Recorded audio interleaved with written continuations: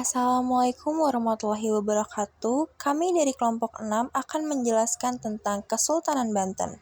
Sebelum itu, kami akan memperkenalkan nama anggota kami. Yang pertama, Dodi Febiansyah. Yang kedua, Fauzian Adi Nugraha. Yang ketiga, Kibi Regina. Yang keempat, Luna Berliana. Yang kelima, Sylvia Andini. Kesultanan Banten adalah sebuah kerajaan Islam yang pernah berdiri di wilayah Banten, Indonesia. Berawal sekitar tahun 1526, ketika Kesultanan Cirebon dan Kesultanan Demak memperluas pengaruhnya ke kawasan pesisir barat Pulau Jawa, dengan menaklukkan beberapa kawasan pelabuhan, kemudian menjadikannya sebagai pangkalan militer, serta kawasan perdagangan sebagai antisipasi terrealisasinya perjanjian antara Kerajaan Sunda dan Portugis tahun 1522 Masehi. Kerajaan Banten terletak di Provinsi Banten. Wilayah kerajaan ini meliputi bagian barat Pulau Jawa, seluruh bagian Lampung, dan sebagai wilayah di bagian selatan Jawa Barat. Hal ini menjadikan Kerajaan Banten sebagai penguasa jalur pelayaran dan perdagangan yang melewati Selat Sunda. Nama kerajaan yang pertama Sultan Maulana Hasanuddin merupakan raja pertama atau sultan pertama yang berkuasa di Banten setelah diserahkan oleh ayahnya Sunan Gunung Jati pada tahun 1552. Maulana Yusuf, Sultan Banten II, 1570 sampai 1580 Masehi. Beliau adalah putra dari Sultan Hasanuddin dari pernikahannya dengan Ratu Ayu Kirana. Dan ada pun nama-nama kerajaan Sultan Banten lainnya. Kehidupan sosial budaya. Sejak Banten diislamkan oleh Fatahillah atau Patehan tahun 1527, kehidupan sosial masyarakat secara berangsur-angsur mulai berlandaskan ajaran-ajaran Islam. Setelah Banten berhasil mengalahkan Pajajaran, pengaruh Islam mungkin kuat di daerah pendalaman. Sultan pertama kerajaan Banten ini adalah Sultan Hasanuddin yang memerintah tahun 1522 atau 1570. Ia adalah putra Fatahillah, seorang panglima tentara Demak. Penguasa Banten selanjutnya adalah Maulana Yusuf 1570 atau 1580.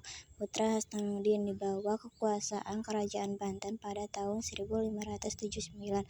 Maulana Yusuf digantikan oleh Maulana Muhammad 1580 atau 1596. Pada akhir kekuasaannya, Maulana Muhammad menyerah Kesultanan Palembang. Sistem ekonomi. Ekonomi Kerajaan Banten bertumpu kepada perdagangan. Kerajaan Banten memegang monopoli perdagangan lada di Lampung yang menjadi komoditas terbesarnya.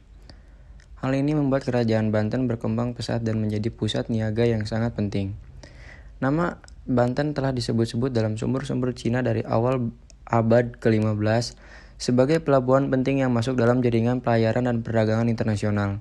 Itulah mengapa dalam kehidupan perekonomian, Kerajaan Banten bertumpu pada perdagangan.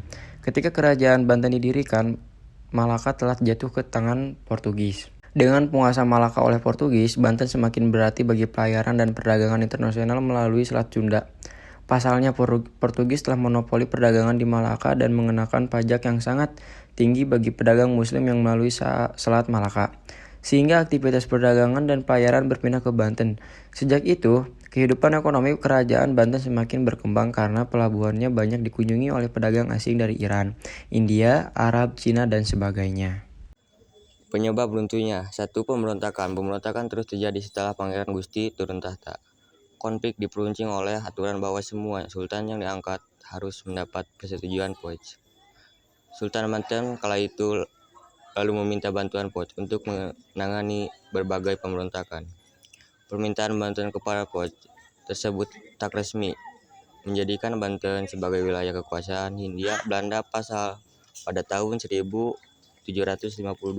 Yang kedua, pelemahan kekuasaan kerajaan. Pangeran Gusti menggantikan kedudukan Sultan Ageng Tirtayasa dengan gelar Sultan Abdul Nasir Abdul Qahar yang memerintah pada tahun 1672-1687